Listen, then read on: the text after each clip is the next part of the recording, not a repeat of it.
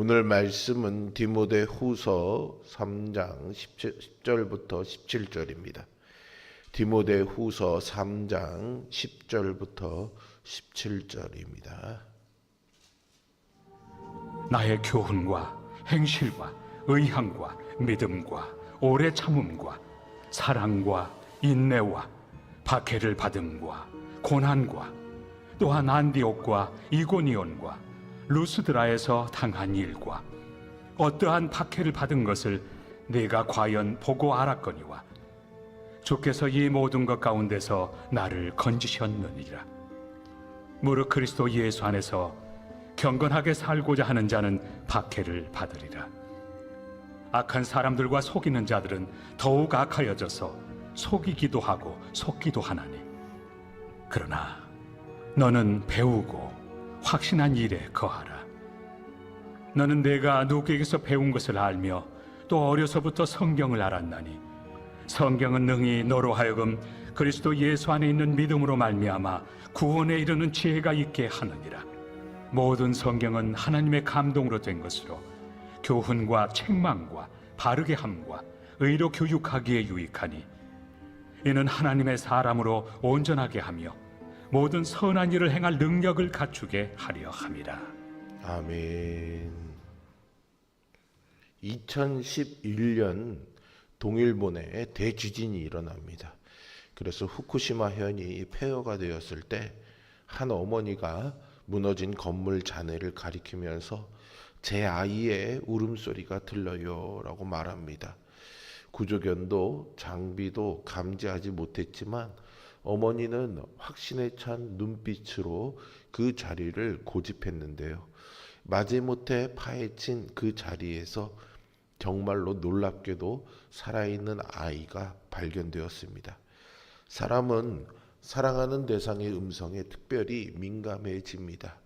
이것을 심리학에서는요, 칵테일 파티 효과라고 부릅니다.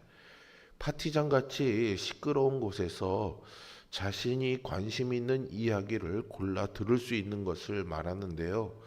자기에게 의미 있는 정보만을 선택해서 받아들이는 이 선택적 지각에 의해서 사람들이 관심이 있거나 익숙한 소리를 더 쉽게 들을 수 있다라는 것입니다.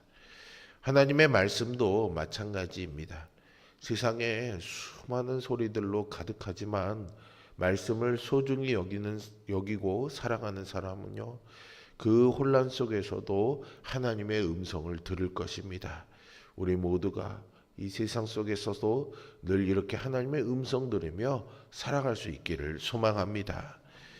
바울은 앞서서 말세의 위험과 또 거짓 교사들의 특징을 묘사한 후에 이제 디모데에게 그들과는 대조되는 삶을 살 것을 권면하는데요.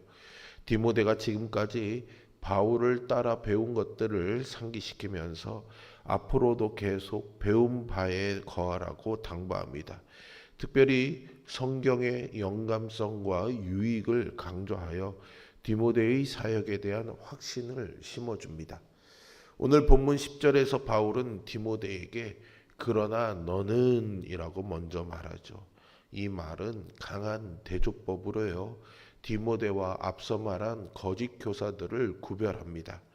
이 단어는 14절에서도 반복이 되는데 당시 상황과는 다른 길, 그러니까 하나님의 말씀이 이끄는 삶을 강조하고 있습니다. 디모데는 거짓 교사들과는 다르게 7가지 덕목에서 바울을 따랐는데요. 이 동사는 제자로서 적극적으로 추종하고 본받았다라는 의미입니다.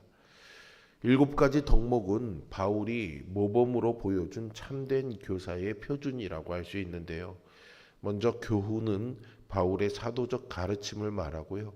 행실은 바울의 전반적인 생활 방식과 품행, 의향은 하나님의 뜻을 이루려는 확고한 결심, 믿음은 하나님에 대한 신뢰와 충성, 오래 참음은 사람들에 대한 인내심, 사랑은 하나님과 사람을 향한 사랑, 인내는 어려운 상황에서도 굴복하지 않는 끈기를 가리킵니다.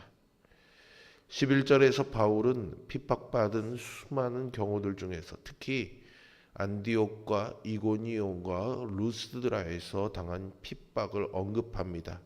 이 세 도시는 바울이 1차 전도 여행 때 갔던 도시로 디모데의 고향 지역이기도 합니다. 아마도 디모데와 관계가 시작된 계기를 강조하기 위해서 바울이 이 지역의 사건들을 언급한 것으로 보입니다. 어떠한 박해를 받은 것을 내가 과연 보고 알았거니와 라고 하는 말은 바울이 루스드라에서 돌에 맞아 죽은 줄 알고 성 밖에 버려진 사건을 가리켜 루스드라 출신 디모데가 직접 그 일을 목격하지 않았냐라는 의미인 것으로 보입니다. 주께서 이 모든 것 가운데서 나를 건지셨느니라 라는 말은요, 시편 34편 19절에 의인은 고난이 많으나 여호와께서 그의 모든 고난에서 건지시는도다 라는 말씀을 기억나게 합니다. 하나님이 단순한 핍박을 피하게 해주신 것이 아니라 핍박 중에서도 보호하시고 궁극적으로 승리하게 하셨다라는 의미이죠. 세상은 점점 더 악해지고 거짓 교훈과 미혹은 퍼져나갑니다. 사람들은 겉모양은 경건하지만 능력은 부인하고 자기를 사랑하고 쾌락을 사랑하는 삶에 휘 빠져들고 있습니다. 바울은 그런 흐름 속에서 디모데를 말로만 가르치지 않았습니다. 그는 말씀을 삶으로 담아낸 사람이었습니다. 그가 전한 말씀 때문에 박해와 고난을 당했죠. 그는 진리의 말씀을 삶 전체로 증명한 것입니다. 바울의 가르침은 삶과 고난을 통해서 드러났습니다. 이것은 모든 말씀 사역자에게 또 신자에게 주는 도전이자 교훈이기도 합니다. 디모데는 그런 바울의 삶을 가까이서 보았습니다. 특별히 앞서 말씀드린 것처럼 고향인 루스드라에서 바울이 돌에 맞아 죽은 듯 내던져진 사건을 목격했었죠. 아마도 핍박을 받으면서 바울이 보여주었던 용기는 디모데가 회심하는 데도 영향을 끼쳤을 것입니다. 이처럼 말씀을 따른다는 것은 말씀을 위해서 고난도 감당하겠다라는 결단이기도 합니다. 바울은 12절에서 그리스도 예수 안에서 경건하게 살고자 하는 자는 박해를 받으리라 라고 하면서요, 이것이 자기에게만 해당되는 특별한 일이 아니라고 말합니다. 여기서 경건하게 라는 말은 거짓 교사들의 위선적 경건과 대조되고 있죠. 경건한 삶에 박해가 따른다는 원리는 바울 자신의 삶과 디모데에게 주었던 복음 사역자의 사명에도 드러나고요. 바울의 다른 서신에서 성도들에게 주는 일반 권면에서도 나타나고 있습니다. 진리를 따라 살아가는 삶은 세상의 조롱과 오해, 때로는 핍박을 부르기도 합니다. 그러나 그 길은 영광의 길이고 주님이 함께 하시는 길입니다. 반면에 세상의 가르침을 따르는 사람들은 거짓과 자기 기만 속에서 점점 더 악해집니다. 바울은 거짓 교사들을 악한 사람들과 속이는 자들이라고 13절에서 규정하지요. 여기서 악한 사람들은 도덕적으로 타락한 자들을 가리키고 속이는 자들은 고전 헬라어에서 마술사나 사기꾼을 가리키는 말로 8절과 9절에 나와 있던 얀네와 얀브레와도 연결이 됩니다. 이들이 더욱 악하여진다라는 말은 더 나쁜 상태로 진보한다라는 뜻으로 2장 16절과 3장 9절에서도 쓰였습니다. 아이러니하게도 거짓 교사들이 스스로 진보라고 생각하는 것은 더 큰 악을 향한 진보로 사실상은 퇴보라는 의미인 것이죠. 바울은 이들을 속이기도 하고 속기도 하는 자들이라고 말합니다.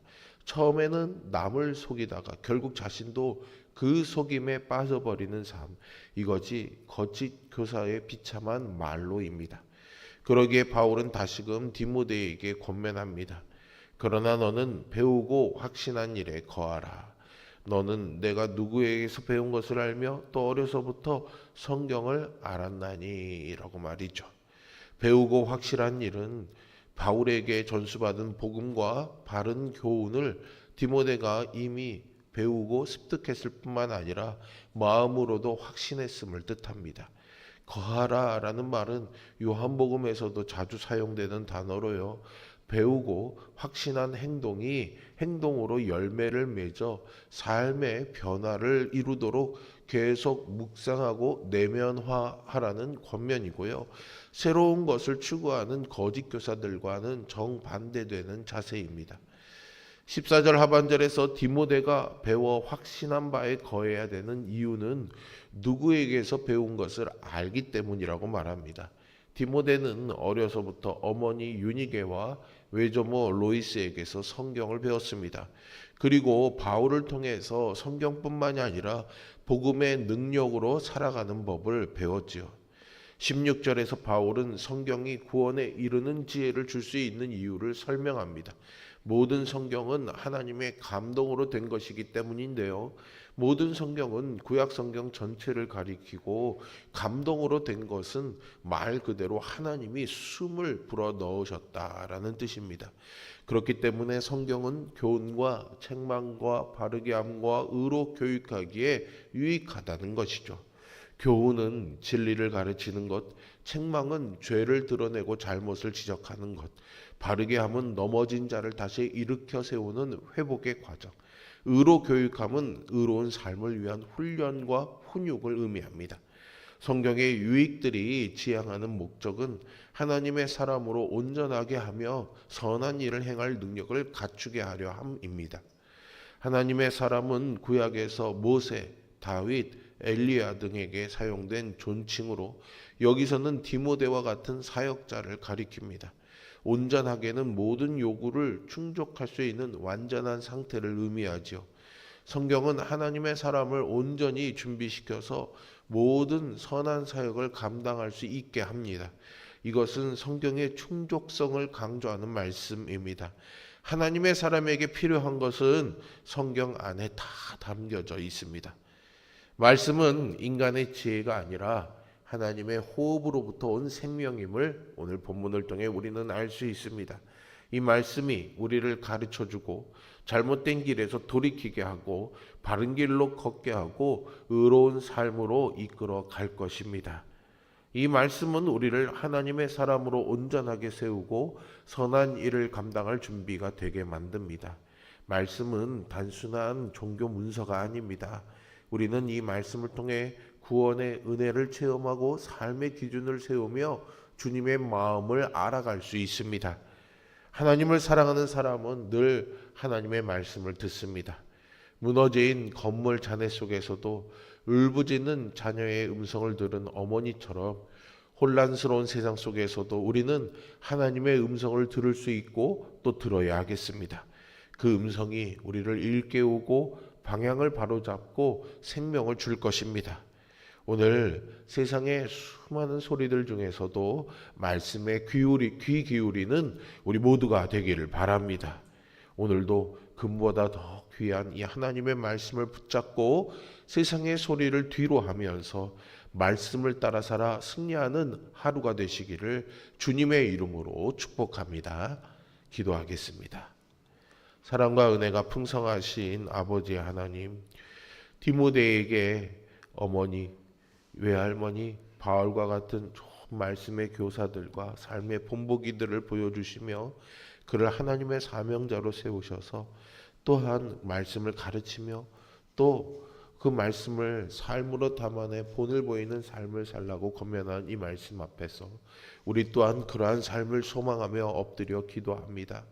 세상에 많은 소리들이 있지만은 그 소리에 귀 기울이지 아니하고 하나님의 음성에 귀 기울이며 살아가는 우리 모두가 되기를 원합니다. 하나님의 말씀이 우리를 온전하게 하며 하나님이 우리를 사용하시기를 원하는 그대로 살아갈 삶의 소망과 힘을 얻게 해주시는 능력이 있음을 믿으면서 오늘도 이 말씀에 천착해 살아가는 우리 모두가 되게 하여 주시옵소서. 오늘 저녁에도 다니엘 기도회를 통해서 하나님의 은혜가 함께하는 성도들에게 임하도록 역사하여 주시고 그곳을 향하는 발걸음들이 이어지도록 우리 성도들의 마음에 감동 감화를 허락하여 주옵소서. 예수 그리스도의 이름으로 기도합니다. 아멘. 하늘에